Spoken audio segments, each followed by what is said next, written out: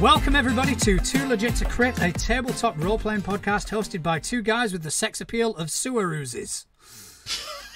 Speak for yourself. Well, you know, you've put on a bit. I've lost weight. Screw you. You haven't seen me in ages in person. Now, you are a sexy human being. If you could say that sentence without stuttering, that'd be amazing, and I'd believe you. It was a struggle. It was. No, you know how I find you sexy. I know. You are dripping with eroticism. So anyway, my name is John Santana. I am still Justin. That's not changed. No plans to change anytime soon either. One day we'll get you to change. No. I just think for the podcast, you know. No. It'll make for good listening. Just one day, just randomly like, I am no longer Justin. That's my new name. No longer Justin. My name is Balthazar. All right, so how have you been getting on? Not too bad, man. So after discovering that I have the Fantasy Age rulebook sitting in my Green Ronin account, I re-downloaded it all for first edition Fantasy Age. Because when the hardcover book comes out later this month, I suppose technically next month still, because it's the 31st still. But yeah, because it's due to come out, the hardcover version, sort of mid-August. And I'll be buying it when it comes out. Nice. So I wanted to kind of catch myself back up on first edition so that I could compare the two a bit more happily. So then when second edition comes out, you've got a right to bitch and whine about things that have been... They changed Desolate was my favourite. I've been following this system for a week. Well, no, I used to play it quite a lot. And then I knew that somebody had the books, but I thought I was using somebody else's copies. Until obviously I went to log into Green Ronin to buy the new one, and was like, oh wait, I have them for the old version already. So that was quite nice. It was a nice little discovery. Awesome. So I've been rereading that and organising with some people to come round and play a few sessions. Sounds good. If you need, it shall be awesome. If you need one more on the night I am free, I will happily come and try it out. Never tried it, so I will let you know when we are planning to play. Yeah, just keep me updated, and again, it all depends on my schedule, which, you know, is it's hard to find time. Yes. What about yourself? What have you been up to? Well, I spent more money. Oh, for fuck's sake. And this, what did you buy? This was like the definition of a fucking whim. It was just an advertisement. You know, like Facebook gives you these random advertisements from time to time?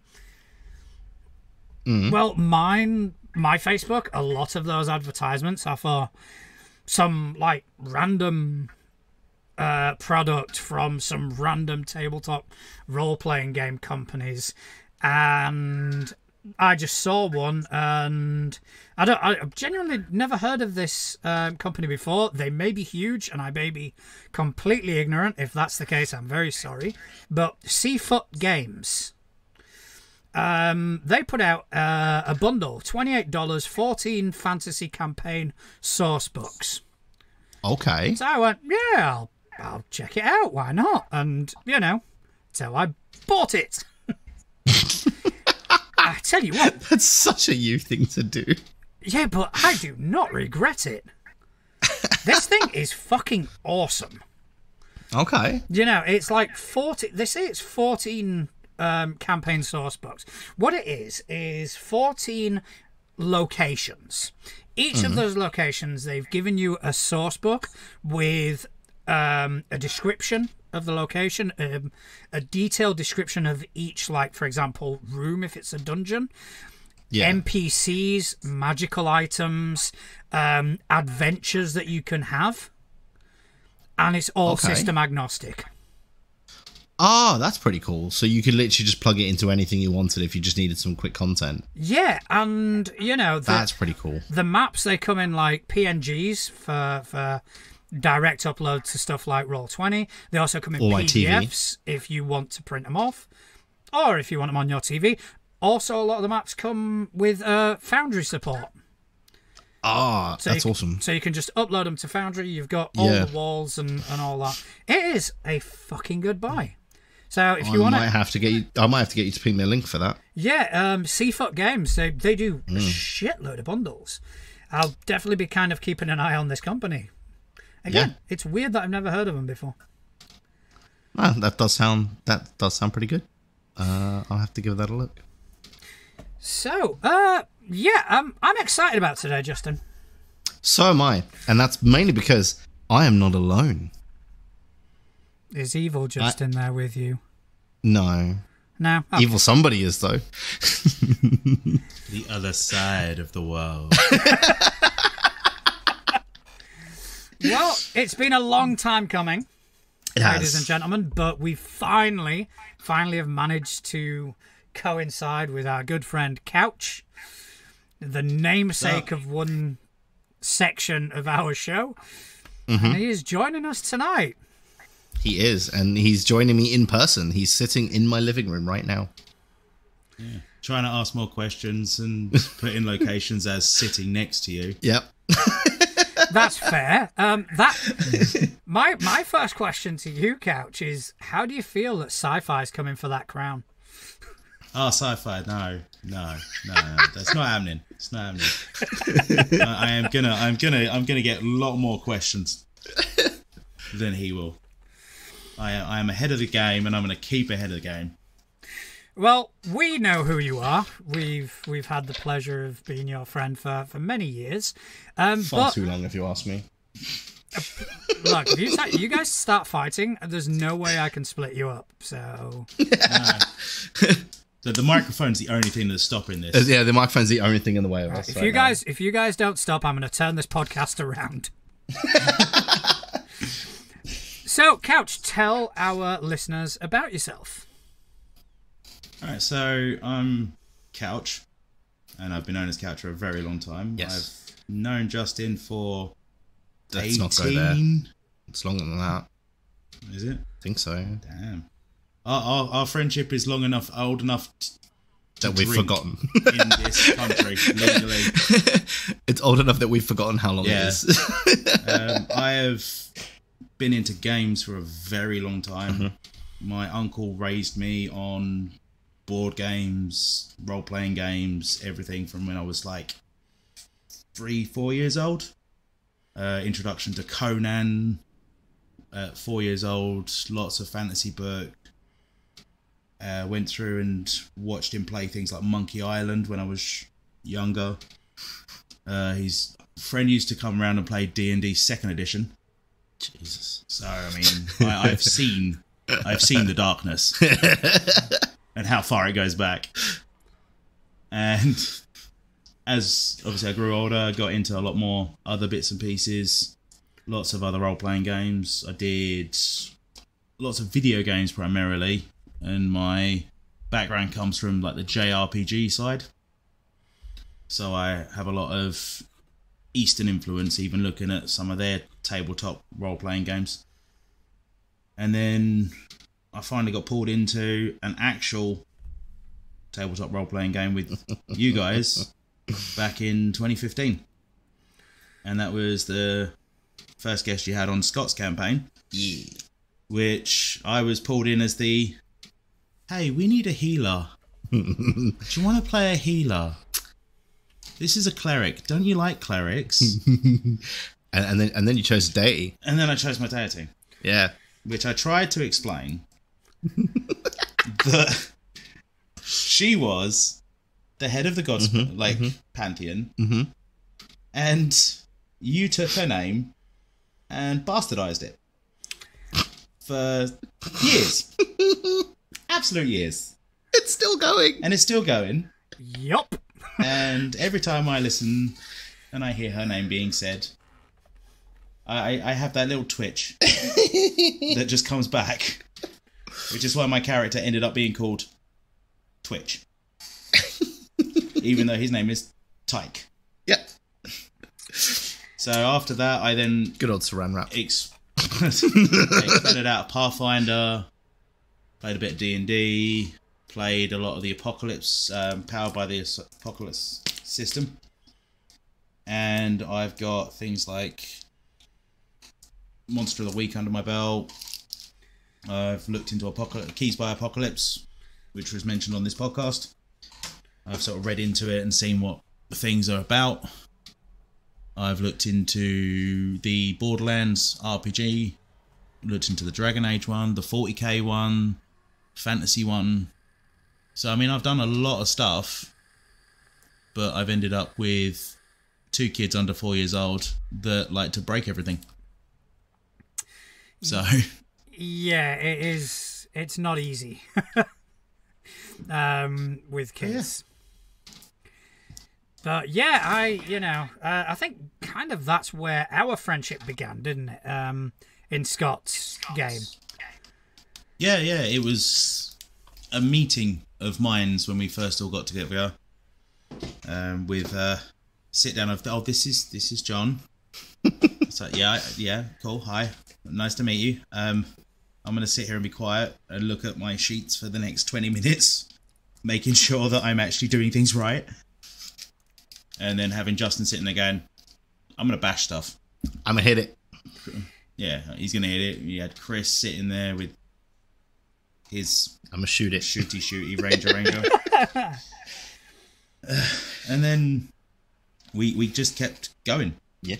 Years and years of playing, talking... just being friends. And I mean, I'm even, the godfather to your children in a way. You are indeed. It's how we've evolved. No, I mean, if at one point, and I don't think this will ever happen, I do kind of, move on to other hobbies, which doubt it. But one massive takeaway is going to be, and not to sound too corny, but the friendships we made along the way. But yours, obviously. Well, this was fun. We had a good run. It's getting too cheesy for me. Whereas for me, that's just basic anime. Yeah, I know. Yeah, well, love was the answer. The power of friendship will see us through, guys. Yeah, it was the answer. Don't you see it? The answer was calm love. down. The answer was love. But yeah, I mean, you and Ellie obviously are now family. As far as I'm concerned, you're the godparents to my kids, and all this has stemmed from one South African talking to me while I was very drunk one night. Yes, I did. Oh, I was talking about the other South African. The one that went, do you want to play Pathfinder? And I went, yeah, all right. Yeah, right then. Yeah, it's all good. Well, it was an emotional time. But yeah, it's been a long time coming to have you here, and I'm glad you're finally here. Yeah, could not be happier. Yeah, it's the guest we've wanted for a long time. But it is funny that you brought up JRPGs, because one of the things I kind of saw this week, which may interest you in particular, Couch, is a new JRPG inspired game called Fabula Ultima. Alright, so let me just bring this up. So yeah, apparently it's inspired by stuff like Final Fantasy, etc, etc.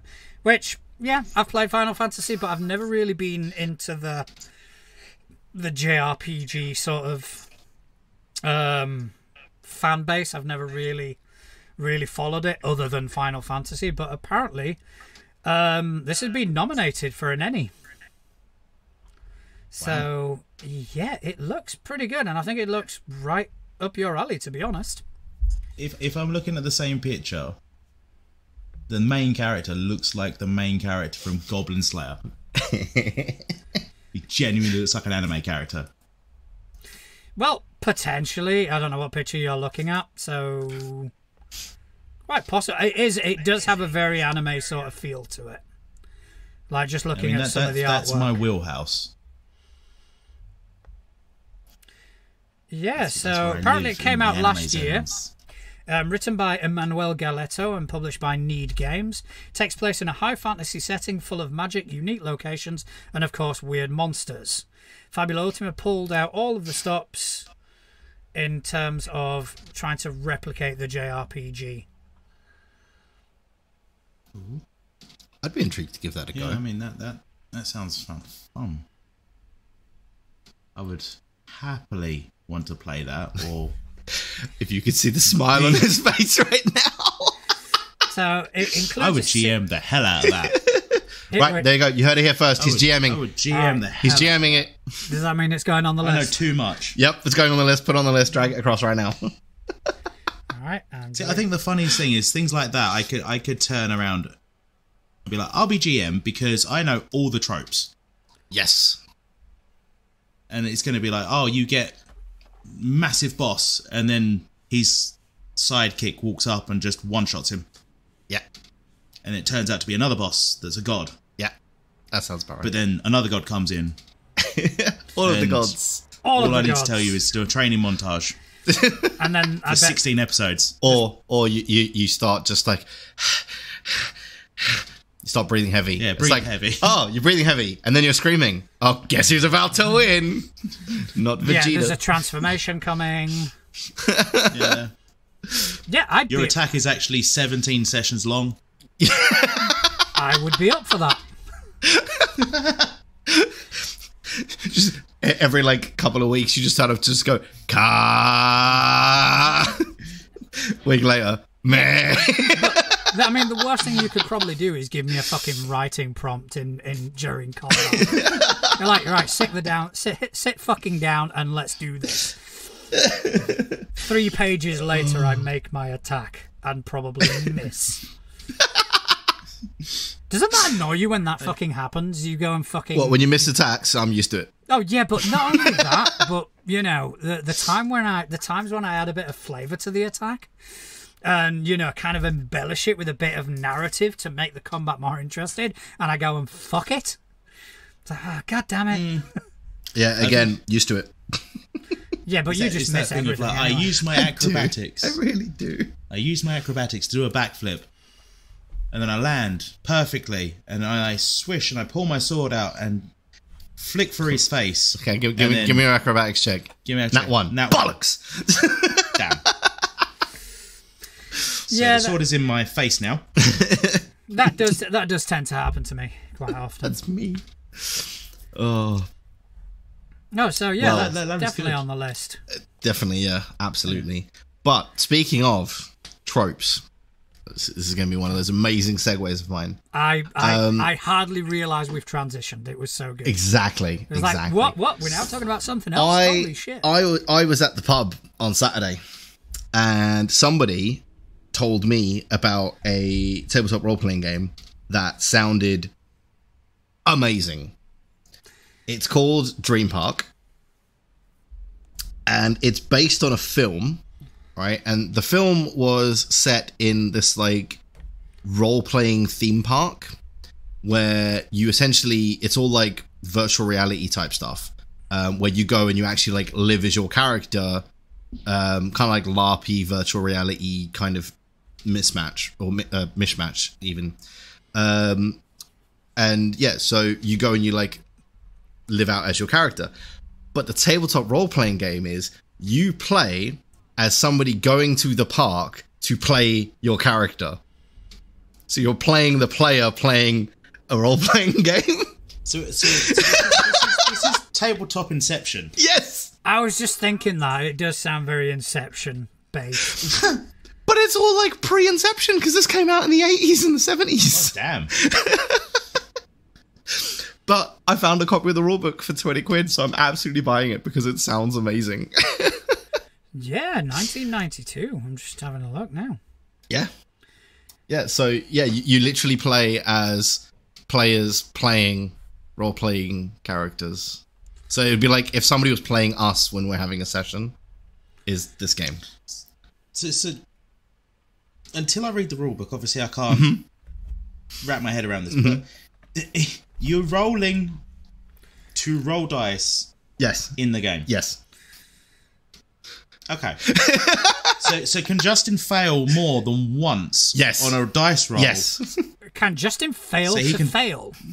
Yes. He can fail the fail. I can fail the fail. Exactly. So does that mean Wow. you succeed? My luck might, like, end up cancelling out in this system because I fail to fuck up. So if you Which means I fail to succeed. fail, that's why you fucking like it. Exactly. This is a hustle. No, you see, but it's either that or because of that, like, double negative, my dice this end in the real world are going to just roll amazing so that I then succeed to fail. So if GM you work in that game? I don't know yet. if you as Justin Yes. just happen to roll a natural 20 Yes. and your character in the game just happened to roll a natural 20, does that Yes. mean a tear in reality happens and we all die? Quite possibly. Yeah, that Oh, you you're can't further play away. that game. You're going to die after I will. Yeah, we can't play that game just in case. For the good of the world. No. No, we must. It needs to happen, damn it. Don't open a bag of holding. Put another bag Put of in a bag of holding. holding in it. It's the same thing. Exactly, Yeah. it's the same thing. It's going to be amazing. Yeah, I definitely. I love it. It sounds so good. Yeah, no, I'm absolutely buying it. I'm buying a copy of it probably this week, and as soon as it arrives, I'm going to be reading it cover to cover like 50 times because that just as a concept, it sounds amazing. Like to be role players playing characters. And does someone role play as the GM who's sick of your shit? The GM role plays as a GM. See, going from that, obviously, it reminds me of a video game that I have had dealings with. Mm-hmm. And if you've not heard of it, Persona. Yes. So obviously in Persona, you play a character that then has another world that they go into in that. Yeah, or even like the Assassin's Creeds, right? Because you play as a character who then goes into the Animus and then controls the assassin. So it's like that double dive in. But saying that, obviously, there is a Persona tabletop RPG game. Ah, see? He's come with segues of his own. Oh, Which is, I'm the only Hey, one who Crimson hasn't had a Parcel. segue. I feel bad. I'm not going to do it. I'm taking it away. Taking it away. But I just saying, as soon as you said that, obviously I'm thinking Persona, and then I know there is a Persona tabletop Yeah. game that you can play. And obviously with that, you play a normal high school character who will then deep dive past that Yeah. into another character that then has their own things, and then they control their own minions. Yes. So you then have 3 layers. Yeah, you got like those multiple layers. Yeah, and that's the layers. same kind of concept, yeah, as this. So you've got like that, like you control the player, but the player controls the character. Yeah. So yeah, so you're not only making decisions in character, you're making decisions in your character's character. Fucking hell. I think a nosebleed would happen at some point. I think Yes. my brain would melt. And it's such a cool concept that I would love to give it a try.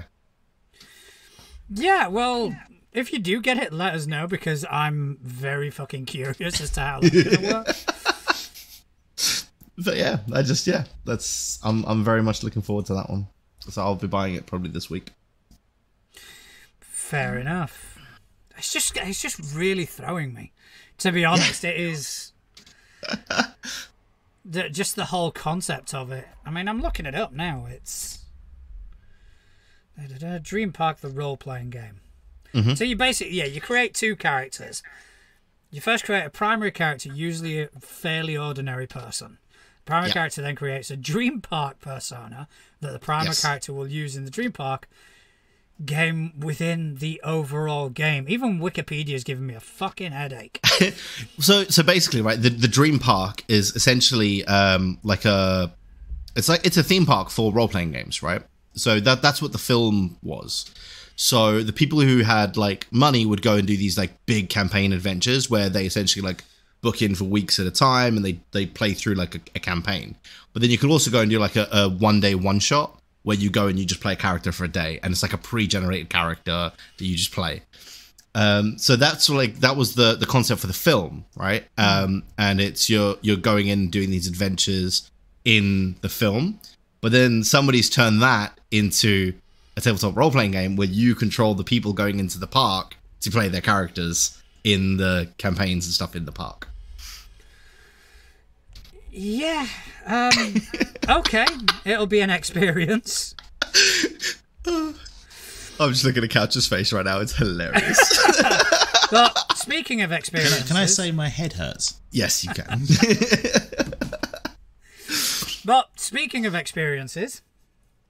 see, segue of his own. There you go. I knew I'd get it. Not to be outdone. Not to be outdone. Remember when we were speaking, I think it was last week, about Mirrorscape? Yes. Where it was like an AR sort of tabletop, virtual tabletop? Yes. I've actually downloaded it and tried it. Ooh. And what is the verdict? Not bad. Do you want to try that again and be a little bit more convincing? No, I mean, my main gripe with it was the whole AR aspect of it. Yeah. It just seemed a bit pointless to me, but I will happily say that it does have a 3D version. So, Okay. do you remember like Pokemon Go, where it was AR, but you could switch off the AR aspect of it?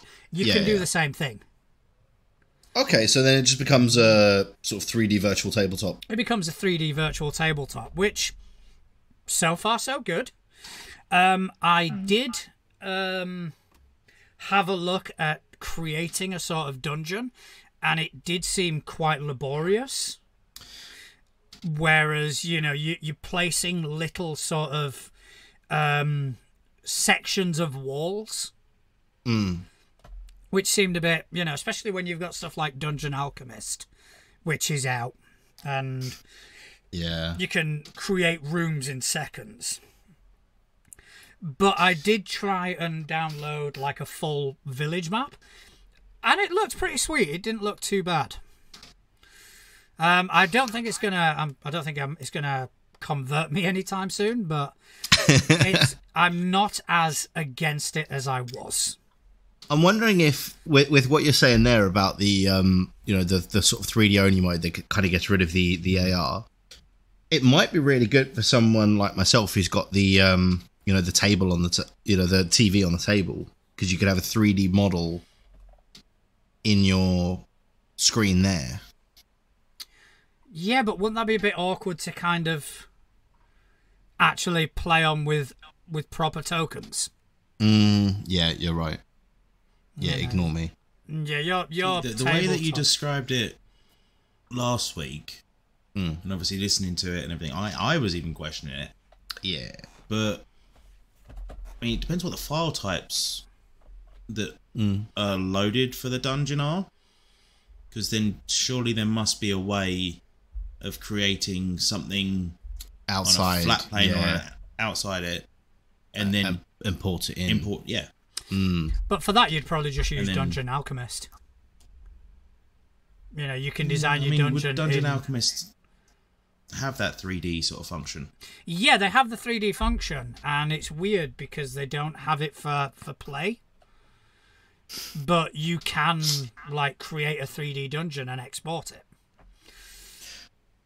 Oh. So then you may be able to create it in Alchemist, export it, and then import it into the Mirrorscape app. Depends. We're talking about proprietary systems. Yeah. And a lot of these systems don't play well together. They don't. I guess we'll just have to wait and see. So yeah. I mean, it really sounds like Dungeon Keeper, if you've ever played it. Yeah. And that whole system of playing the make your own dungeon and build your own traps and everything, and obviously it is laborious. It's a very long system. Yeah, I think it might be one we have to just keep an eye on, because it definitely has the potential to be something good if they do it right. Yeah, I agree. I mean, it kind of reminds me of when we first started playing and we found that iPad app, which we kind of used, which was, it wasn't 3D, there were no walls, but you could have it in a 3D mode where you'd see the flat map and the tokens would look like Pathfinder pawns. Yeah, I remember that. I mean, it was cool as shit. It was just buggy. It did the job. It was buggy. Yeah, it did the job. It did the job. And no one was allowed to touch it. Because if you touched it, the whole plane changed. I remember authorization to touch it. one. Yeah, it was good. The good old days. Good times. Good times. Yeah. And then Scott discovered Roll20. Yes. Mm-hmm. And everyone started playing on Roll20. Yeah. And then we discovered Foundry and went, okay, see ya. And then I discovered that I had a spare TV. I discovered I had a blanket and some books. And just put them on the floor and went, Yeah, that'll work. yeah, that's a tree. Hey, That's a book. No, that's a tree. I'm in for that. Fuck that. You know, It used to be a tree once upon a time. It was a tree. Deal with it. That's a forest now. Just ripple the pages out. there you go, How's forest? and somehow just in character ends up in it. Yeah, it's somewhere in this forest, in a tree, is Justin's character. Please find it. We don't know where they are. It's easy. Just look for where the arrows that aren't hitting anything are coming from. God, How guys. could we see the arrows if they're not hitting everything? Because they're hitting the ground next to whatever I'm shooting at. Shoot that bad, they wouldn't even hit the ground. They somehow just fly for eternity. Fly off into another plane of existence. Oh, it's funny because it's true. Oh, yeah. So I don't have a sexy segue, but this is something that I'm actively excited about. First of all, I want to kind of lead with a disclaimer. This is not a Tales of the Valiant fan cast. Are you sure? We do end up talking about it quite a fucking We do. lot. Every week almost. I swear, it's every time I press play on a podcast, this one especially, it just comes up again. Have you heard of Tales of the Valiant? It's because it looks really good. Have you heard of this? Would you like to go to their website? Well, Have you kickstarted it yet? Please press this. Press this button. well, I wouldn't have brought this up, but this is something that actively excites me. So when before Tales of the Valiant was announced, they announced it under a different name. Yes. Black Which you Flag. got very upset about when they changed it. Not exactly. We have it on record that you got upset when they changed We it. need to check the tapes because you will A find little bit. that I got upset about the fact that they changed Black Yeah, they changed Black Flag Friday Friday. I know. to To something Valiant else. Friday. Yeah. Because it was, Black Flag Friday was fucking amazing. So they have put up a post on cobblepress.com and it is The Black Flag Returns. Oh, God. Wait, This one actually a pirate campaign. did No. I wanna they, hear did, they, pirate stuff. did they listen to us complaining about them changing the name and change it back? So basically, I'll read what they've put out. It says, from the beginning, Black Flag sparked a fire with fans. We liked it too. Everyone, it seems, rallied under the Black Flag to make Tales of the Valiant possible. We couldn't trademark the term, though, so we put it down as we moved forward. But as we've explored core fantasy role-playing and the open licenses it encompasses, we noticed that we didn't need to trademark the name of our free open system, available for anyone to use with no restrictions and no money. So, what if we raise the Black Flag forever? The core fantasy role-playing will now be called the Black Flag role-playing system. And, yeah, Oh, my God. I'm not going to say erect, Yes, we all know you are. but, chub. That's actually quite cool that they've listened to everyone who obviously had a very similar opinion to yourself of bring it back, that was awesome. And they've gone, well, we didn't because legal reasons, but then we realized those legal reasons don't actually exist, so we did it. Yeah, I'm excited, man. Good for them. Yeah, that's really cool. And I'm looking forward to playing it even more now. So the actual system is called Black Flag. Yes. Yeah. Tales of the Valiant is what the other stuff's called. Well, that's the thing. I'm not entirely sure if those two things are directly related, because Tales of the Valiant is 5e based. Now, I don't know whether they are that they are I won't say copywriting because they're releasing it for free, but if they are basically releasing this rule set as a free sort of replacement for 5e when D&D We Don't Want to Be Called D&D 1 anymore comes out. Well, yeah, because I'm just reading that article on Kobold Press as well, and they've put their henceforth our open, perpetual, irrevocable license available for all to play and publish will sail under the Black Flag. So yeah, so it looks like the core system is Black Flag, and that's like their license and system that they've put out for this. That's so cool. Yeah. Yeah. Okay. I think I get it. Ish. Your face says otherwise.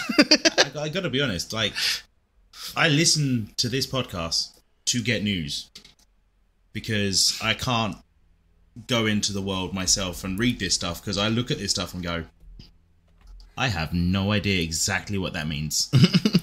And so I come to the people that can dumb it down to tell me. And you listen to us to explain it to you? Holy shit. I'm a simple man. I like That's listening to worrying. simple podcasts.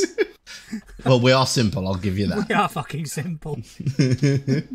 Jesus Christ. The amount of people that are far better at doing this than us. And don't get me wrong, we appreciate it, but beggars belief. But yeah, that is good news. I'm positively excited about that. It sounds like it's going to be a fun name for a system. So, what are you doing? D&D? No, I'm playing Black Flag. Yeah. Although I feel like with a lot of the people that we know, if we say that, they're going to assume we mean Assassin's Creed. We're just going to go play Assassin's Creed. Yeah. Oh, me and 7 of my mates are going to play Black Flag. We're all going to play the same Assassin's Creed. We're sharing one controller. No, we're sharing one controller. I'm in charge of the X button. Dibs on the L1, you know that? I just want the rumble pack on my crotch. There's always one. There's always one, and it's always John. So, guys, Rumble. Ladies and gentlemen, this is a bit of an insight into what our first campaign with Scott was like. Yeah, now you know why he's barely sane. I say the biggest problem is I was the straight guy in that campaign. I was the cleric that had to be just a priest. Yeah. And I tried to play that cleric. I still, one of my biggest memories from that campaign was I think we were interrogating someone and we were about to take it to a point where you weren't comfortable as a character. And I can't remember which one of us touched her and I went, "Hey Tyke, do you need some fresh air?" And you were like, "No, I'm good. Go get some fresh air." It genuinely became that you had the entire group of chaotic neutral characters. And you trying to rein us in. Neutral, good character. Trying to rein everybody in. Guys, can we stop doing this now, please? Can we stop the mindless murder, please? But I think it was also the fact that we kind of all fell into roles, because obviously you were the straight guy. Yeah. Chris's character was the stern, moody sort. And he was the stoic Batman. I was just the dick. It's funny because it's true. But I just brought. I was the comic relief. I just brought myself into the game. Yeah, my character was the comic relief because you laughed at me, not with me. I felt that as that campaign went, I grew with that character, and I grew that character from I'm a priest to I know these people, I know what we can do, but I'm gonna try and sway them the good way, and it never worked. I will correct you on that. It did work because I did have an alignment shift. I went from chaotic neutral to chaotic good. How? Yeah, Sort of bring that whole thing. so I hope it was worth it. The golden nectar of Saran. Saran Saran wrap. wrap. Saran. Saran wrap. Saran. Saran wrap. I'm the only one that's ever going to say her name properly. Yes. Oh, right. That's absolutely our first merch drop, by the way. We're going to get t-shirts that have Saran wrap. I pray to Saran wrap. Yeah. Just a roll on the front of the thing. It looks like a scroll, but it's actually just cling film. It's a roll in some cling film. With a dice in front of it. And then just like the like text to just be blessed by Saran wrap. That sounds good to me. Yeah, let's have. Amazing. We don't have a merch list. We don't have a merch list. We need a merch We list. need a merch list. Because I've put the Dragon List merch in the idea board. Oh yeah, you have. Yeah. So we could create a merch list and then start putting some stuff in it. What, like I'm doing now? Yes, like you're doing right now. And while you're doing that, Saran wrap. we're gonna segue elsewhere. That's smooth. Let's wrap that up. There we go. That's it. Just breathe. All Just right. breathe. What? Invite me into your house. I dare you. I did. It's horrendous. Don't do it, folks. There's been a fair amount of Pathfinder news that I've spotted, and as somebody who's far more into it, I think you would probably be better talking about it because I saw it. I was like, "Ha, Pathfinder stuff," and then I ignored it. That's fair. It's not.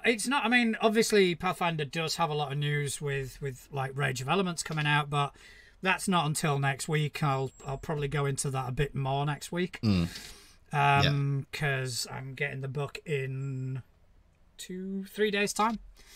Ooh. So yeah, I won't really bother too much with that. This isn't a massive amount of news. It's just Paizo seem to be going in quite novel directions. And the first one is they have signed a deal with, I think the company is actually called Lawmasters. Okay. All right. And essentially what it is going to be an app which will quiz you on Pathfinder lore and rules.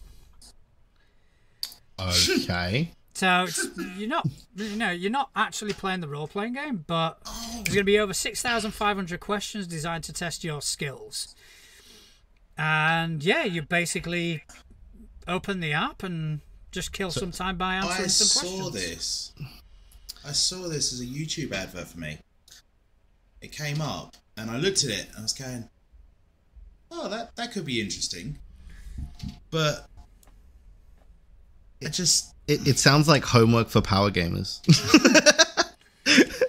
It's like brush up on your power gaming, learn all of the ins and outs of the rules with this quiz.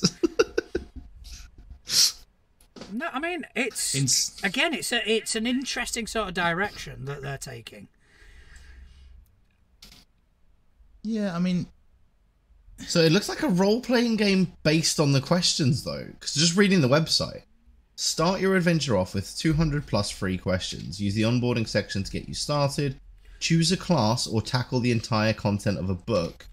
Battle your way through 5 difficulty levels. Manage your hit points and level up by gaining XP. And challenge your friends to PvP. It has PvP. I'm getting it. oh, It's got PvP. I'm getting it. if you've got PP. It just sounds like a mobile game. Just, but Yeah. I'm into this. It's essentially they've gamified a quiz on Pathfinder rules and lore. Which, I mean, in terms of expanding the brand, it's not bad.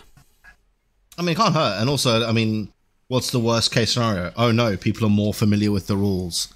Yeah, and familiar with the law.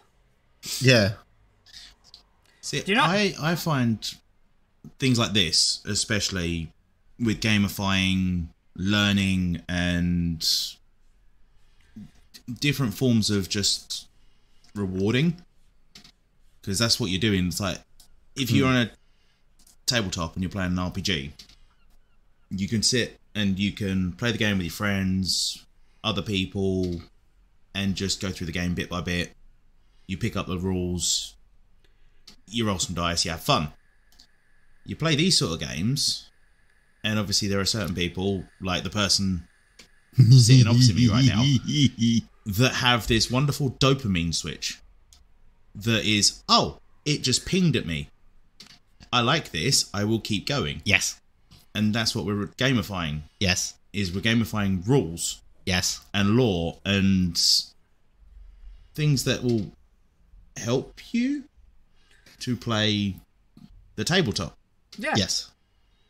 Yeah, it's more of a companion piece, isn't it? And yeah, I definitely like it. I mean, I did a whole project on this sort of thing for a business planning thing I did. And it was gamifying incentives. And obviously looking into all the research on it, it is a very good way of introducing rules, laws, rewards, all that sort of stuff to help people meld into their roles. Like, so even if you were starting a new campaign and you had someone that never played Pathfinder before, you could sit there and go, oh, download this app first, play it for a little bit, then come to the tabletop. Yeah. And they've got that introduction to what the system is before they get to even a session 0. It also means that you're not going to overload them with, like, here's a 500-page book, start reading. It's like, here's a couple of, like, key questions that are going to, you know, put you on the right path, and you're going to have a little bit of knowledge before you sit down to that first session, and you're not going to get overwhelmed. Because, I mean, we all went through it, right? When we first started Pathfinder, we downloaded the PDF, and we saw... like 280 pages. Yeah, and we all just had a meltdown for a minute of like, oh my god, there are so many things. I saw it on a hangover. It's like, yeah, oh, for exactly. God's sake, what have I done? Whereas, you know, if something like this had existed back then, and when we got that introduction, like you say, if, you know, Scott had said, oh yeah, guys, download this app quickly, just, you know, rattle off a couple of questions on there, and then, you know, we can crack on, you know, at the first session. We all would have, I think, probably... I mean, we were all receptive to the massive text anyway, but... We are strange that way. We are weird that way, yeah. But I personally would have preferred something like that, because you can just kind of gradually, you know, deep dive your way in, and like you said, you get that dopamine ping, and then you're like, oh! Yeah. And then you goblin dive into the rest of it, and then next thing you know all of it. Which is pretty much what I did with the book anyway, but... I think it's quite cool, though. Yeah. Yeah. And the other one that the other partnership that they've signed is they've signed a partnership with a company called Tabletop Town. Now, this one I'm a bit fuzzier on. Whoa. This seems to be like a way to run adventures with your phone. Right. Like, through and through. So it seems to be like a messaging app with a dice roller. And, you know, there are images of you know, just these sort of text chains, and it is actually people playing Pathfinder. Which... It looks like it might be for kind of playtesting stuff as well. So, just looking at their website, it's do you write campaigns, lore, or one-shots to play in Paizo games? And then they're basically, you know, saying that you can do it through the Tabletop Town Marketplace, because you can host the content on there, and you can essentially use it as a bit of a playtest, because it's going to just pull in with people, right? It's not necessarily going to be people that you have to know or anything like that. So it could, if it's working the way that it's looking to me, a bit like a resource pool for playtesting stuff that you've written as well, which could be quite cool. Oh, okay. So it's like a more streamlined version of Roll20? Yeah. With actual licensed stuff that you can just immediately And get. you can publish to it as well. That could be quite interesting for someone like me who doesn't have A lot of spare time. But you could have your phone on you. Yeah. There is a beta, which I am now going to download. View in App Store. I say the only thing I find with apps like that, especially when they're not saying anything about having vocal or like audio and stuff like that, is if everyone's typing, it does become a bit more of a bit of a slog. It's all text. It's an 80s. It's Zorg. Yeah. It's an 80s text-based adventure. But people still play like that to this day in the Paizo forums. It's true, yeah. Yeah. You know, I don't know how. It's not something I've ever. So I'm just reading their press kit because reasons. So what they're looking at here is I don't think it's meant to be for sort of live play. It is a bit more like a forum. It's an asynchronous casual play style. So essentially, it would be like you get your own forum thread for your game, which is what those conversations are. So it would actually be perfect for someone like you who doesn't get a lot of free time, because when you get a spare minute, you can take your turn. Ah. So yeah, it would actually be quite useful for me. Mm. And I could just sit there and go, oh, I do this now. Yeah. Exactly, yeah, and that's from what I've seen on the Paizo forums, that's how it works. Yeah, so their product overview is puts game night in your pocket. An asynchronous casual play style means that you can play games at your own pace on your own time. Everything you need to play is available for free with a premium subscription and create a marketplace for upgraded and customized content. So, I mean, for me, yeah. Did you look this up because you know I was coming on? You're like, oh, there's this really cool thing that you can sit and just play. I bet Couch hasn't heard about this. I'm going to talk about it. And make him spend money. Well, that's it. It's all about making people spend money. Spend the money. They are also, just reading a bit more on the press kit, because they've got some stuff in here due to the OGL, which is literally the heading on here, that after, obviously, the way the OGL was received, they decided to not make it D&D specific, and they have actually made the app universal. It's system universal. So you can create, like you'll be able to create and play any gaming system through it, is their plan. Okay, so I'm in. And I guess the way they do that is because... already? Yeah, I'm in.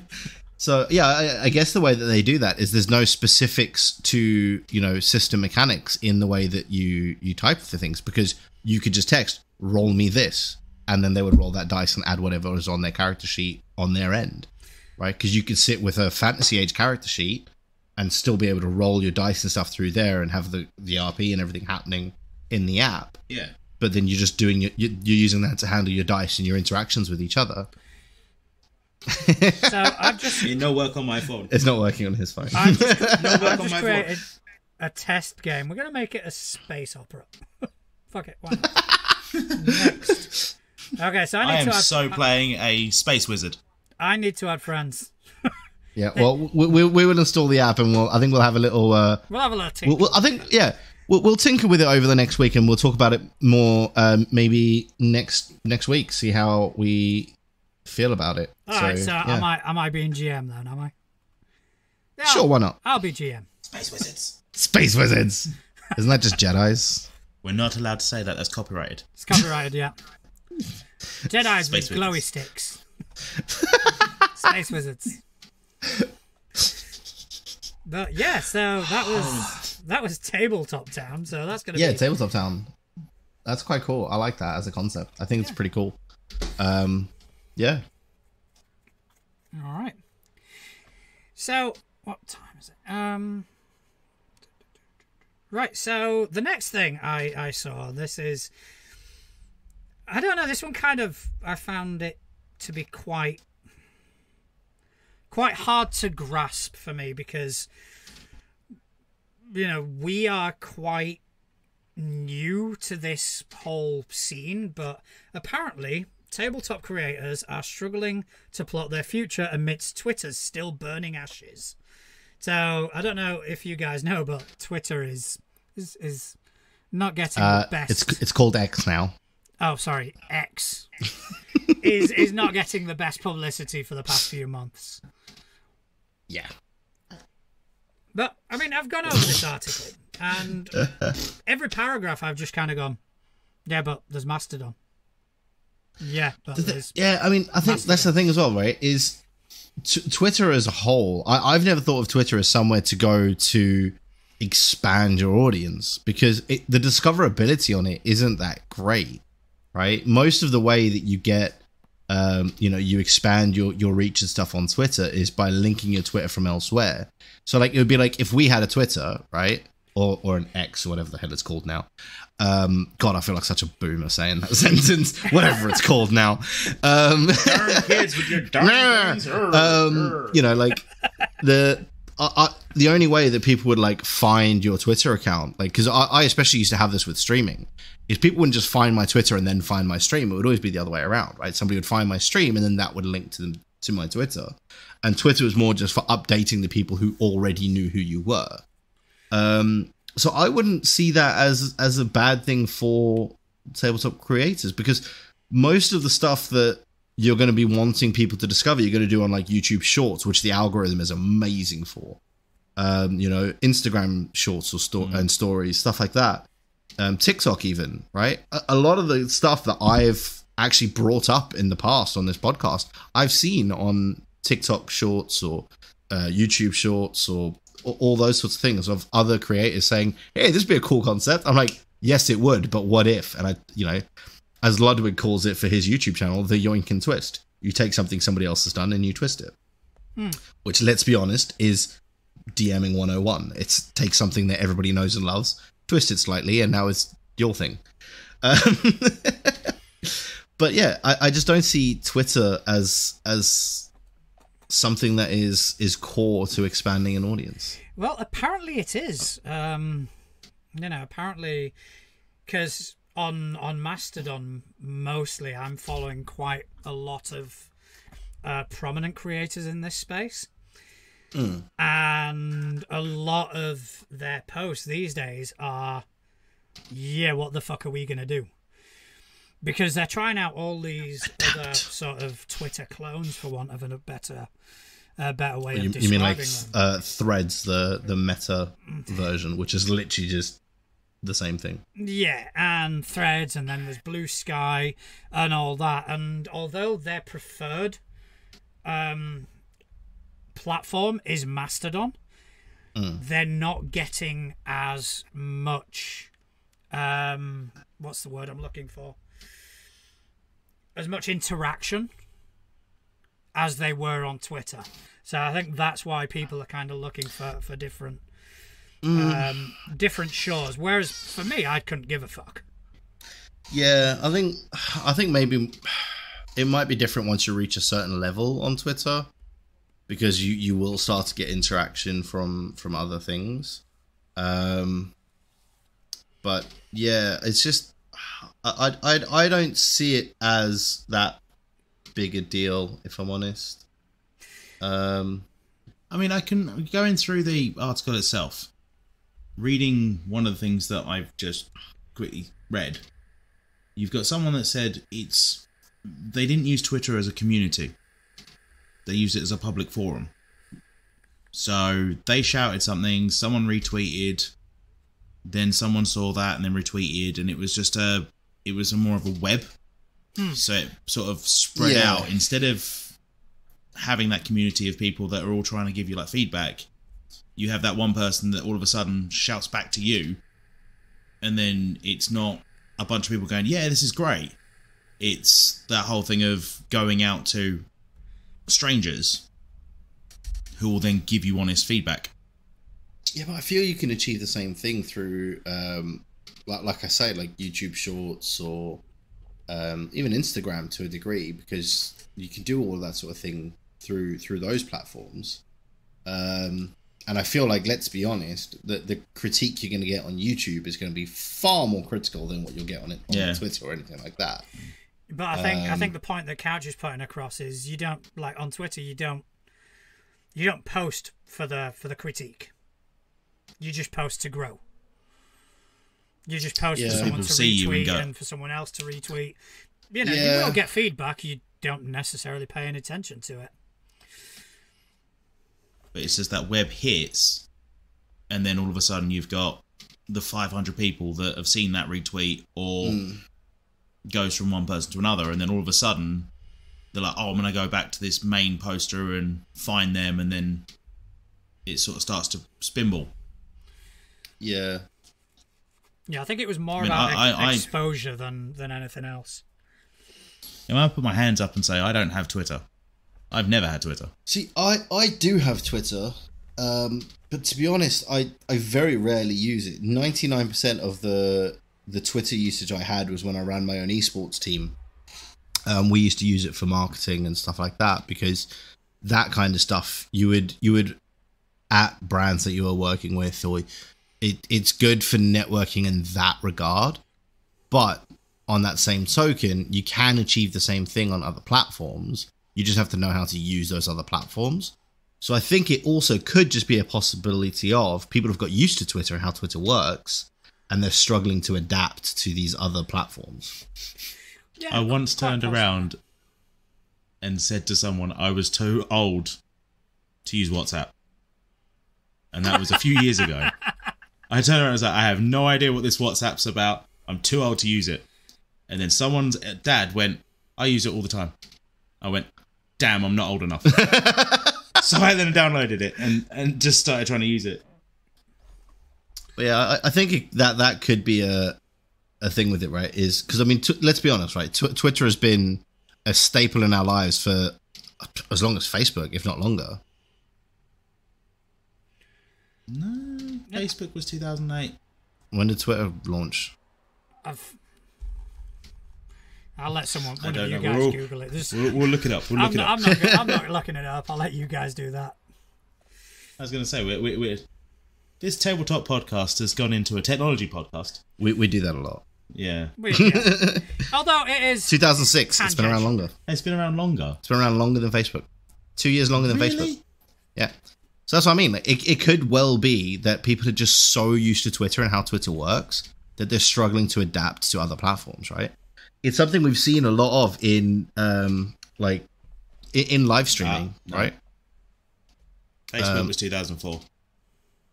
I think we all just moved across to it in 2008. Because MySpace was still up. MySpace was still a thing, yeah.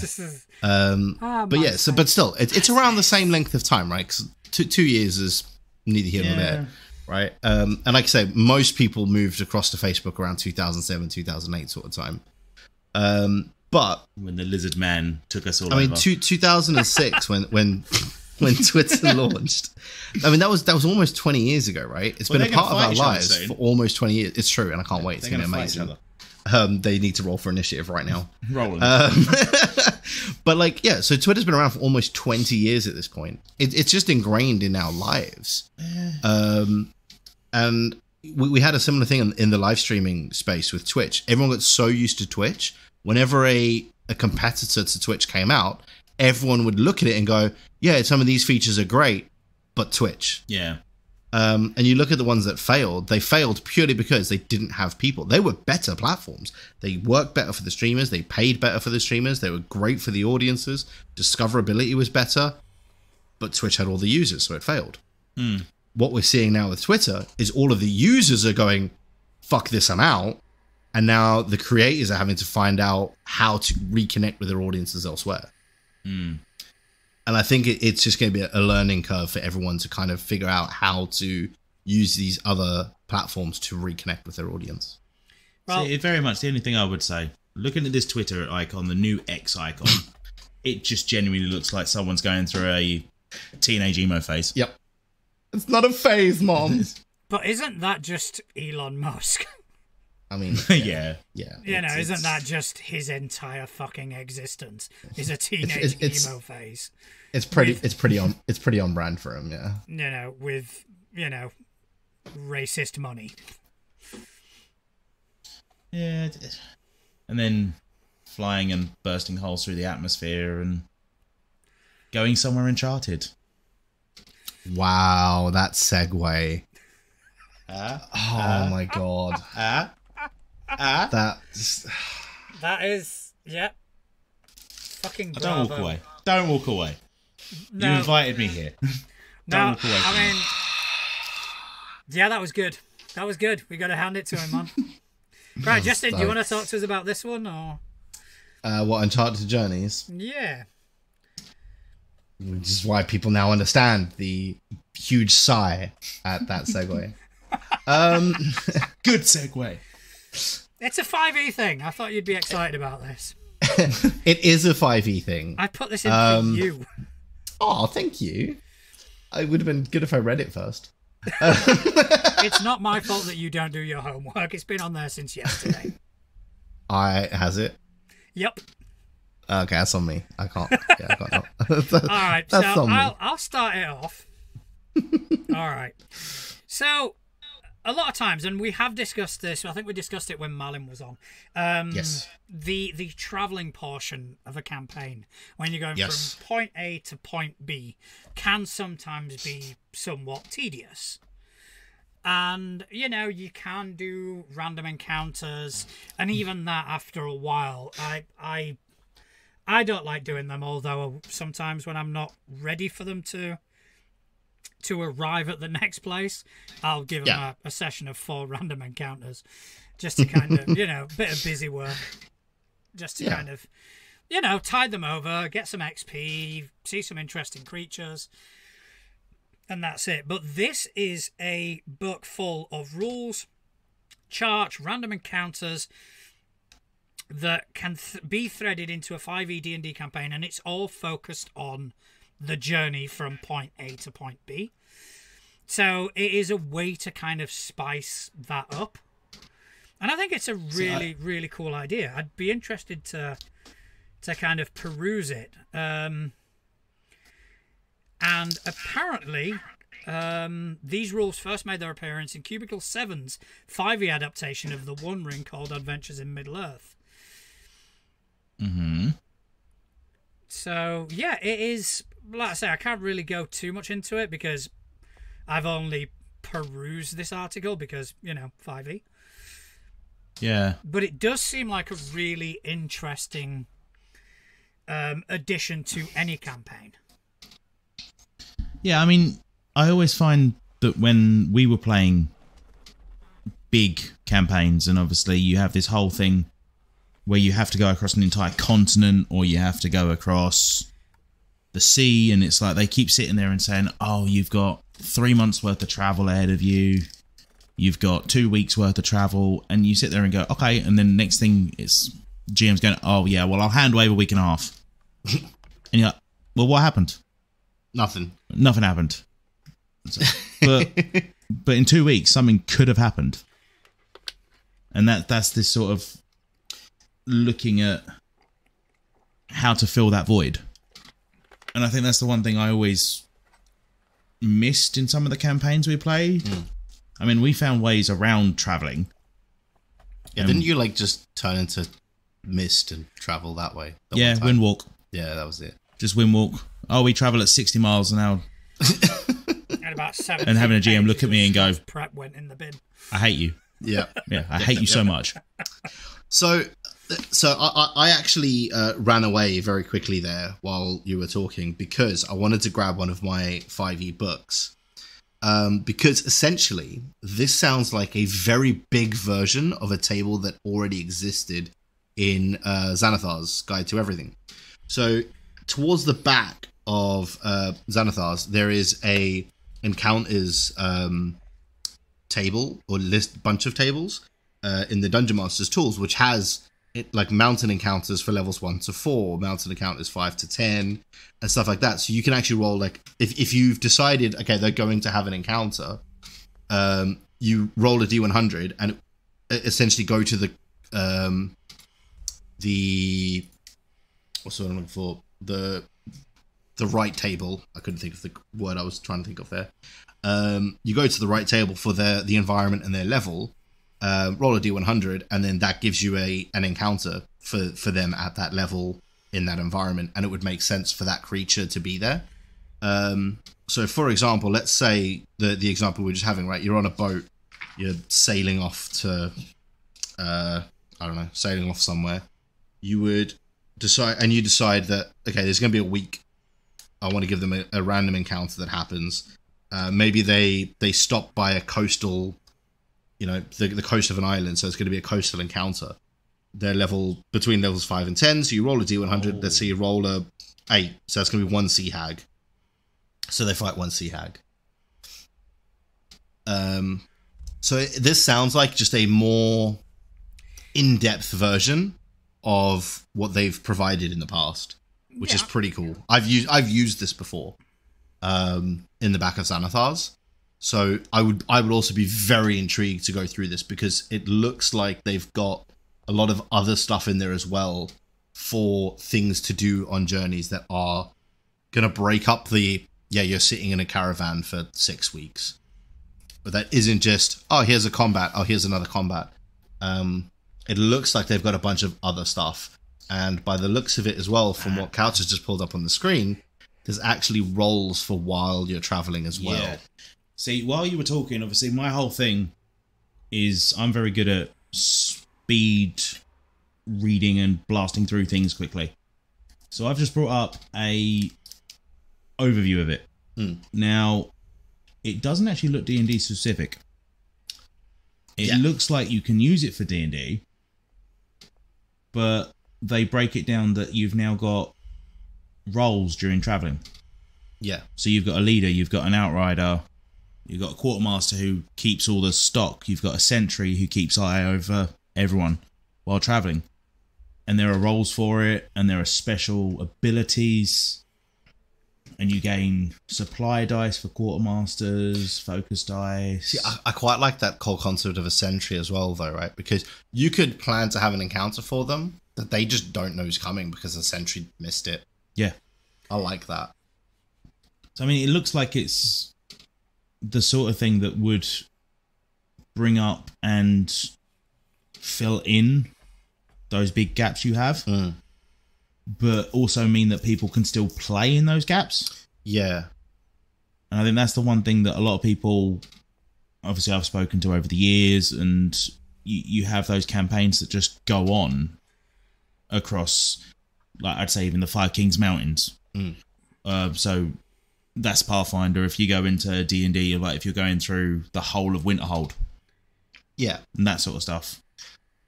I definitely think it's been a big hole in the game is travel, because, like you say, you do end up as a DM just hand waving a lot of it away. I mean, it looks like it's a tabletop version, because neither of you have played. I asked that question about Kingmaker a few weeks ago. Yeah, a month or two ago. One of your many questions. One of my many questions. And I've played Kingmaker, and in that game, to rest, you have to put characters in certain places. So you have the person that's the forager, you have the person that is the sentry, a person that's the cook, and they then have jobs to do. But during the rest, it then random number generates, uses their skill, and actually comes back to you with the results of what they did. Yeah. So like the cook, if they rolled a 15, they don't make the best meal in the world. Yeah. And the sentries, if you actually put people's wisdom in there and they have their perception, and the middle person could fail their perception. So it's actually like a true to life tabletop game. Yeah. What would happen? Yeah. And this seems to take that and go, oh, you're traveling. This is now what you're going to be doing. Yeah. So it's not going to be a case of, oh, every night we're going to do your checks. Yeah. It's, all right, during that week, all right, we need the sentry to roll this. We need the quartermaster to do this, the leader to do this, and the outrider to do this. Yeah. So you then have that breakup of, I don't have to have you encounter 5 different things over the course of a week. Because you are doing stuff so the space is filled. You are filling that space. I like that. So you wouldn't then have to give them XP constantly. You'd give them XP for doing certain tasks. and then you wouldn't have a random encounter of, oh, that took us 3 hours instead of just the half an hour I thought it would take. Yeah. And it would space out GM's life a lot better. Yeah. I really like this. No, I think it's an interesting product. It is 5e based. Here comes Uncharted Journeys for a 5e. So it brings detailed travel rules to the 5th edition of the world's most popular role-playing game. But I don't know. I don't think I'd have much trouble. Yeah, I was about to say I don't see it being too difficult to port across to other systems. The concepts of it, right? No, it'd be fairly straightforward. But yeah, that is definitely something that I will be. It's interesting. Checking out. Yeah. So speaking of porting across, shall we port across to the couch? That segue was terrible, but yes, let's do it. Port. I disagree. You would. So, I have 2 questions today, and it's kind of a question for each of us because they're aimed at the systems that we play. Okay. So, both of these questions come from Sci-Fi. All right. Who his location is, there is an eerie purple glow coming from a collapsed section ahead in the access tunnel. Should he go in or turn back? Go in. I agree, he should go in. So the first question he asked is, what part of the Pathfinder 2nd Edition remaster are you most looking forward to? Now, I feel that one is definitely directed at you. Yep. There's a very straightforward answer. Getting rid of fucking alignment. Yeah, I could have guessed that one, actually. How about chaotic go and fuck yourself? I am sick to death of that rule.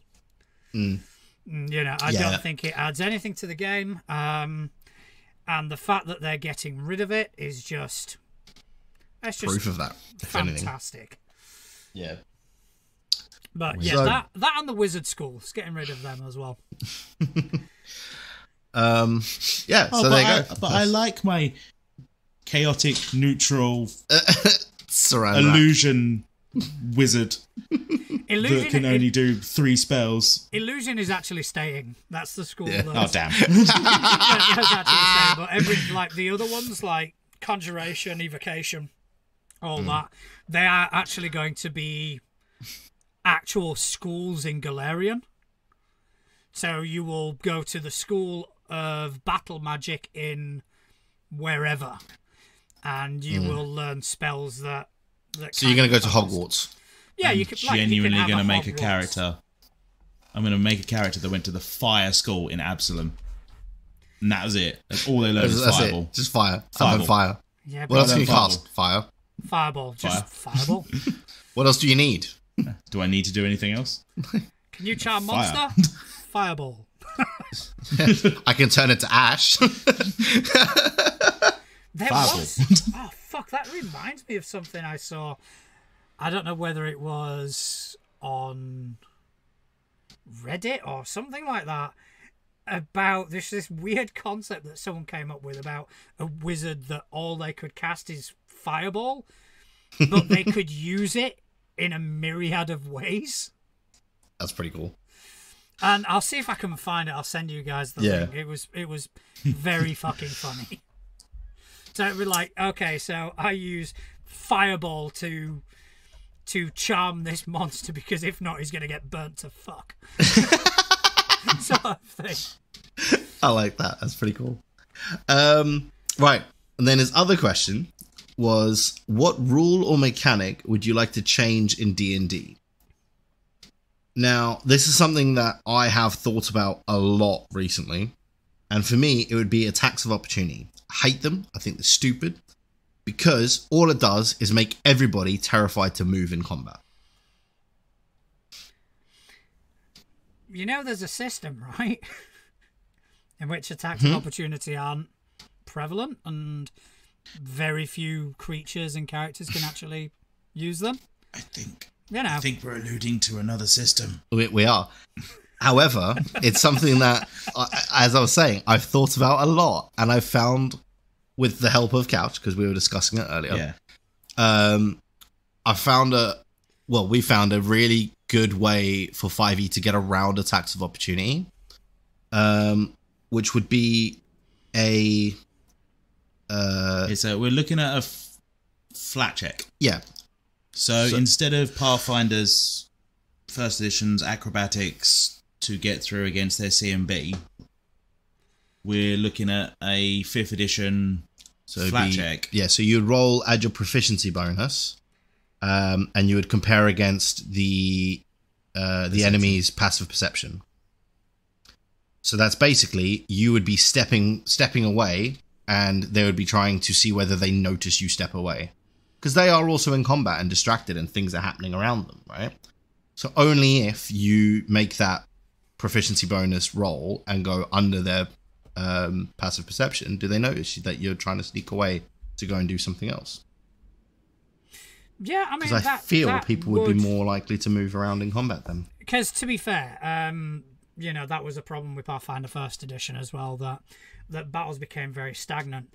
Yep. It's been fixed in Second Edition because not everybody gets attacks of opportunity. And that's it.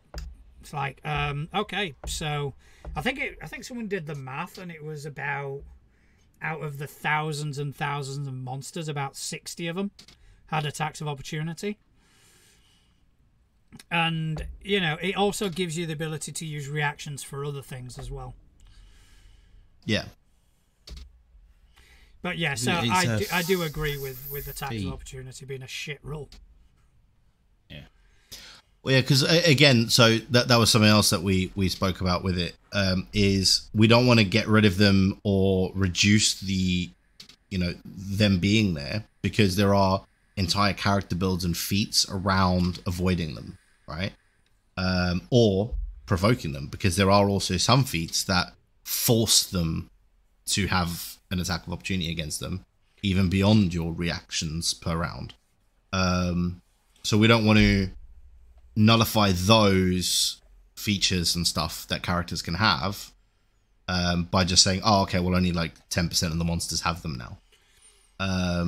Because essentially then all of those builds and those features that classes are built around would just feel a bit like, okay, so I've got all these feats for, 10% of the monsters? What's the point?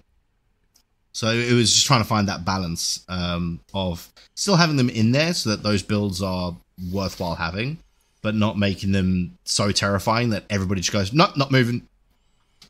No, yeah, I do get it. I don't know, I think it's just a carryover from 3.5 and yeah, of course potentially even older.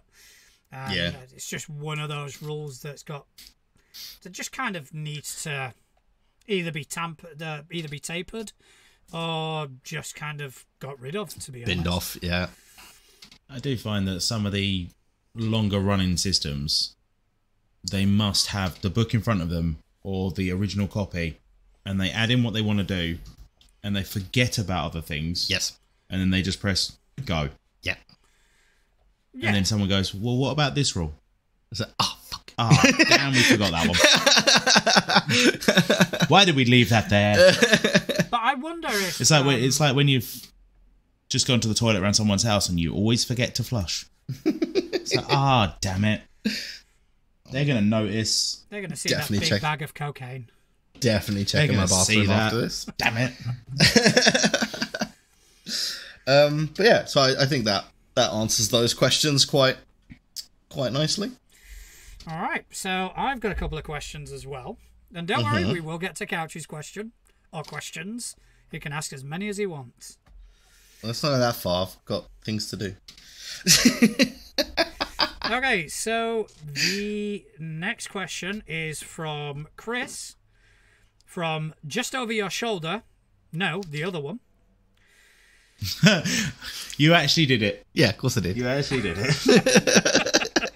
I'm glad that Couch is there to tell me that, because I wouldn't have seen it. I can inform you of what's happening. Thank you. I looked over my right shoulder and then I looked over my left. I can inform you that he's not behind either shoulder, so he's lying. Okay, so Chris's question is, the rule of cool has been used by many GMs. What are the best examples you have witnessed, and what are the ones you wish you could have allowed but had to refuse? Oh, my Warforged. My Warforged in D&D. That was the best ever rule of cool ever that I dealt with.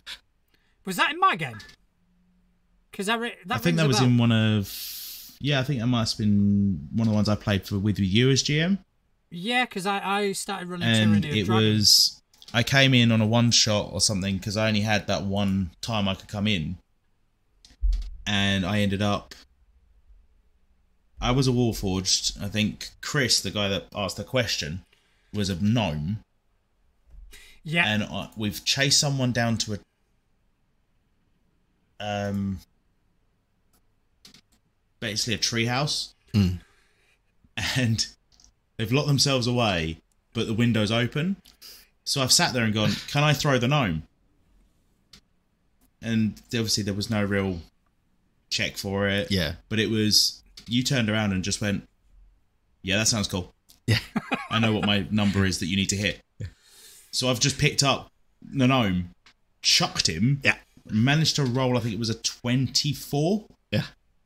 Which was one short of what I needed. Yeah. So instead of me throwing him in the window, I smashed him against the window frame. Yeah. And then he had to try and make another roll to get in there to be able to continue it. But obviously, because it was my turn, he didn't have to use an action to get in there. No, yeah. And that was the sort of quite best rule of cool I've seen in play. Because it was just like so cinematic that it was... My character just went, he's small, he'll fall through that window. I'll throw him. I'm going to throw him. Yeah. And I was loud. And it was like, yeah, oh, awesome. I love this. Yeah. No, I think mine was actually involving Chris as well. Which was, so I was doing, it was this book next to me. It was Dragon Heist for Waterdeep. He was down in the sewers and there was this one bit that had, they were going through these sewers and they got to like a junction point and there was two of those like archery slits, where they just pump arrows through. So what they did was they put the tower shield up against one of those to block one of the archers, and then the other one, every time he knocked an arrow, Chris was holding his action to mage hand the arrow off of the guy's bow. So this goblin would basically pull an arrow, knock it, draw, and as soon as he drew it, Chris would just move the arrow. Just every time. So it's just, oh. Oh. I mean, that side of things, I think it does work pretty well. Yeah. Okay, so our next question has been sent in by our good friend Marlin, the creator of the tabletop role-playing game Bind that we're both huge fans of. Yes. He's writing to us from Serbia, and his question is, my favourite genre-based rule was in a Doctor Who RPG. The initiative went like this. Anyone speaking goes first, anyone using items goes second, anyone running somewhere goes third, and finally those attacking go last. This is a really stupid mechanic for any other RPG, but for Doctor Who. It immediately forced everything to adhere to a phone box-based narrative. What are your favourite genre-based rules?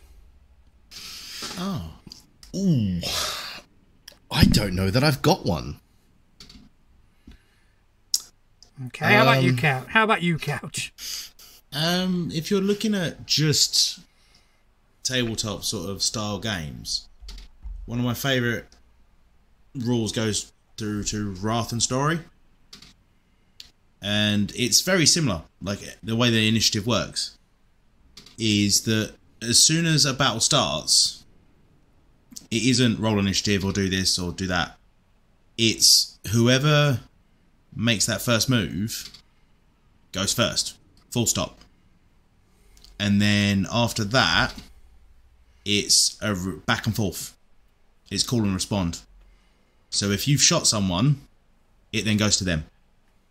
And then that person, whatever they're doing, it goes back to the person they're dealing with, and it's a back and forth. Because, obviously, looking at Warhammer 40,000 as a normal game, I was about to say, that sounds like combat. That is very much like combat like that, yeah. in Warhammer 40k. So they've taken that and put it into a tabletop style game. So for me, I really like that sort of back and forth. There's no, 5 of us get to go first. Yeah. And then you get to respond. Because you might be dead by that point. Exactly. Yeah. And that's the thing with the 40k universe, is it is so gritty and things can turn quick that I like that way that rule works. Yeah.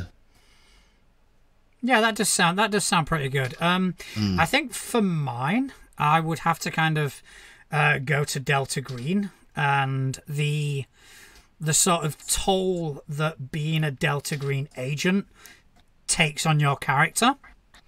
I actually just thought about that myself. That was quite fun. I did enjoy that.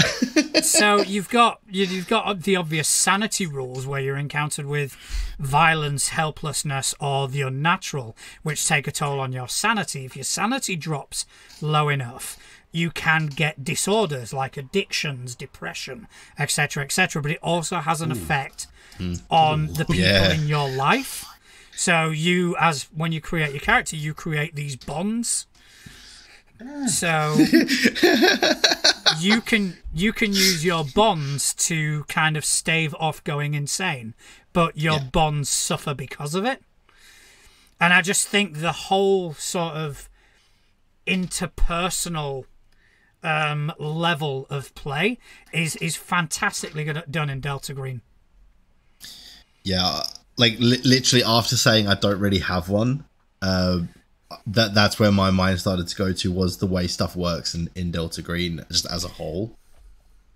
Because I do really like you say, the way that you can use elements of your backstory to help you in the current, but then that affects that element of your backstory. I really like that, actually. Yeah, so I think I would have to agree with you on that one and say the same.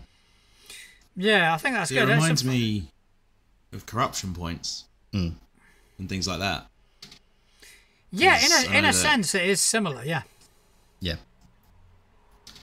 And then, because I mean, my experience with Delta Green was the campaign that John ran. It was more of a one shot, not a campaign, where one of the other players actually went crazy, and my character, not realizing he had gone crazy, went to try and calm him down and got straight up murdered. Yeah, just straight up. Because John, I believe you even told me, like, he messaged you privately to say, if he comes through that door, I'm killing him.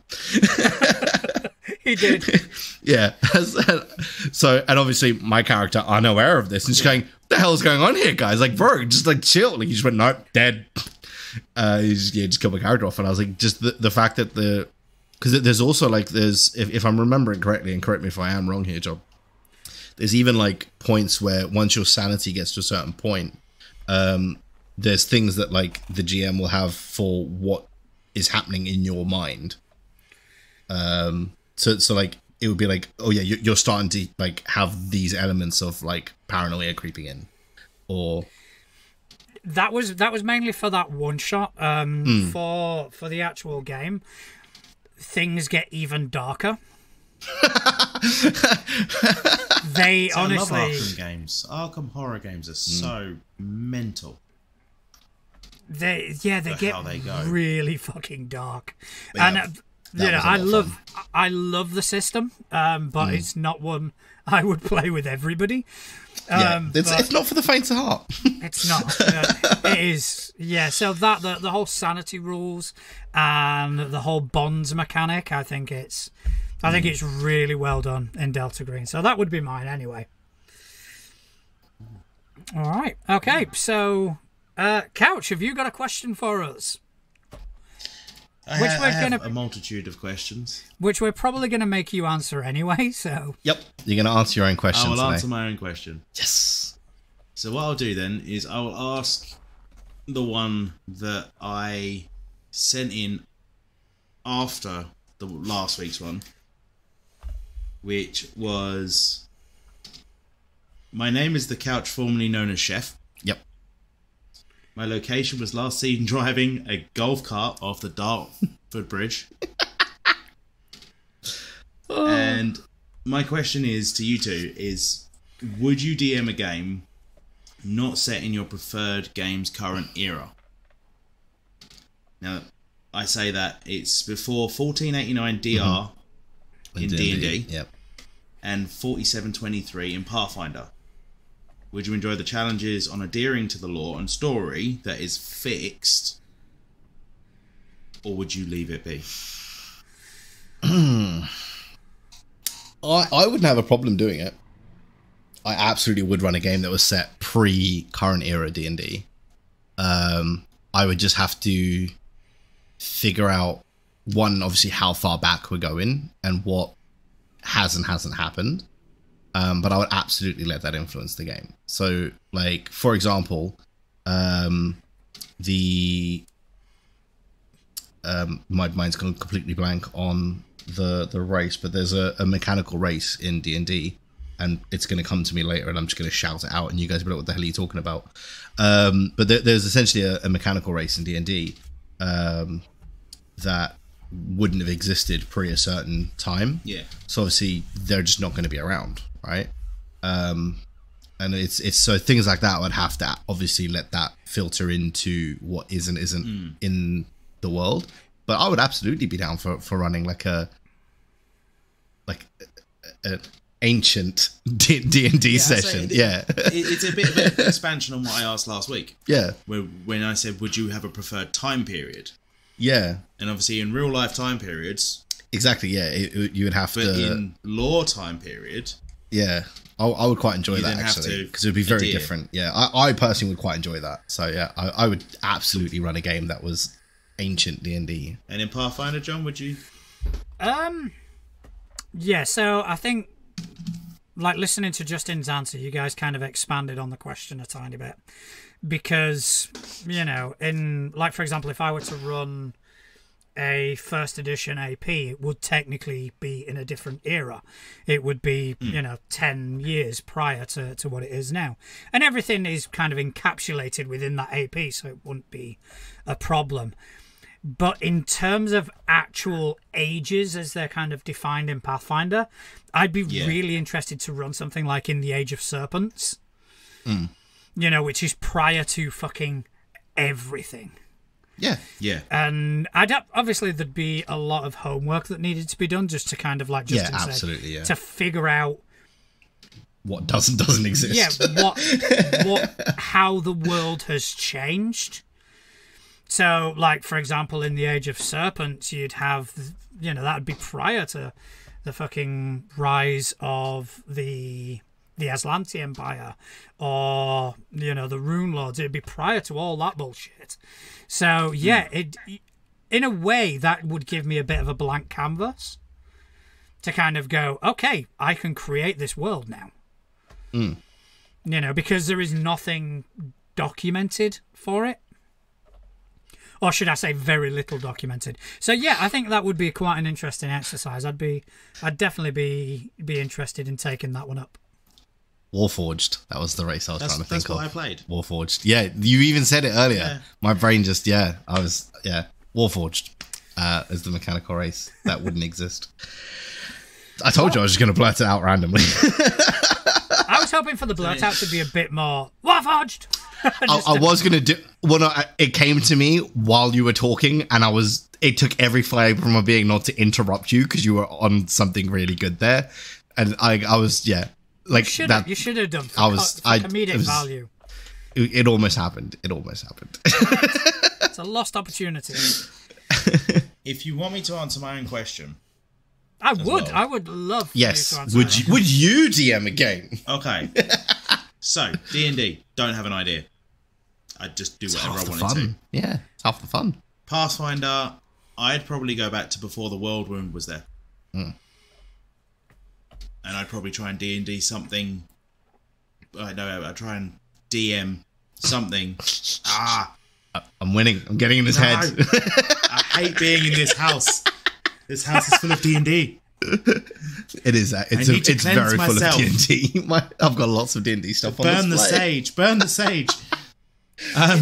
We need to go with an ancient manuscript of the Orc license. This house is clean. This house is clean.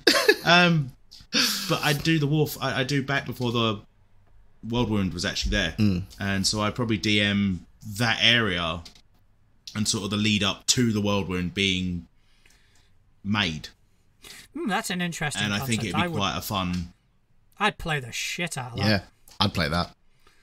And I mean, going back into my wheelhouse, I would probably look at 40k. And currently in 40k, we're at M41009 or something, 010, with the new Crusades that are happening in Dominus Crusade. I know a lot about 40k. Sure, why not? But I mean, if I was to DM a Wrath and Story campaign, I could use the rules as written to then try and jump back and maybe even run a pre-heresy game, which would be like 30k, 29k, stuff like that. Yeah. So all the stuff in those eras were fixed points in the history. So you couldn't change them, but actually being involved in events that led up to those historical things. Yeah, I think that's cool. how I'd run it. Yeah. So you could essentially have it so that the quest that they're on leads up to a major event in the lore of that world. Yeah. That would be pretty cool. And I think that's how I'd look at it. I'd look at it as running an event that would lead the characters to be like, oh crap, this is when this happened. Yeah. Yeah, I actually really like that. And that's when you fall into that, oh my god, I can't believe you did this. Yeah. That's how I'd DM it. Yeah. Oh, that's actually really cool. I like that. So yeah, leading the characters to actually be a part of some of those like world-defining moments. Yeah. So when are you going to GM? Yeah. So when are we playing? I mean, once the kids are back in nursery properly and I've got my hours all sorted, technically, I'm hoping to go down to like 4 days a week work so I can start doing something. It has a table. I know you have a table. It's a big table. It's got TV on it. I know it does. I can see the setup from here. Yeah. All right, count me in. Sweet. All right, let's put it on the list. All right, Couch is DMing Ancient Worlds.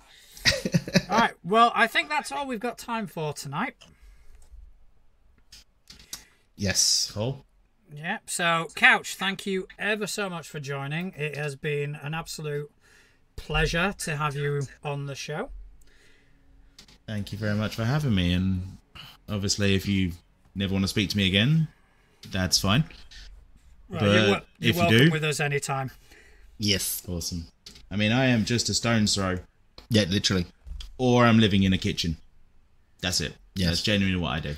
To clarify, not my kitchen. I'm just going to put that out there. He doesn't know I'm going to do that. Hey, if you want to cook me dinner, that's fine. I'm not going to say no. Has Couch brought an unusually big bag? Couch always brings an unusually big bag. I'm not denying that. Right. I always have my bag with me. All right. Also, thanks to you, Justin, for spending some time with me this evening. Of course. Now, do you want Always, to tell my friend. Do you want to tell the people where they can find you on the interwebs? I guess so. So I can be found at Justin Accurate TV on pretty much all social medias. So that's the Instagrams, the Twitters, or the X's, or whatever it's called now. And over on twitch.tv. Yeah. As for me, you can catch me at Natural Juan on most of the social media as well. I'm most active on Mastodon. So if you're on there, don't hesitate to find me on dice.camp and just give me a shout out. Also, we have a Facebook group that you're welcome to join, interact with, talk to people. It's fantastic. We're not biased at all. We're not biased at all. I'm on there and I like it. Well, there you go. Outside opinion. We have a testament. So we've got a testimonial. Sorry, not a testament. Yeah, this is. And 2 stars, most Couch. importantly, thank you to everyone who has taken time out of their busy day to listen to us waffle on for a bit. If you like what you hear, don't hesitate to rate and subscribe, and hopefully we can grow this and eventually do kind of more with this platform. So thank you very much, everyone. Good night. Bye. Right.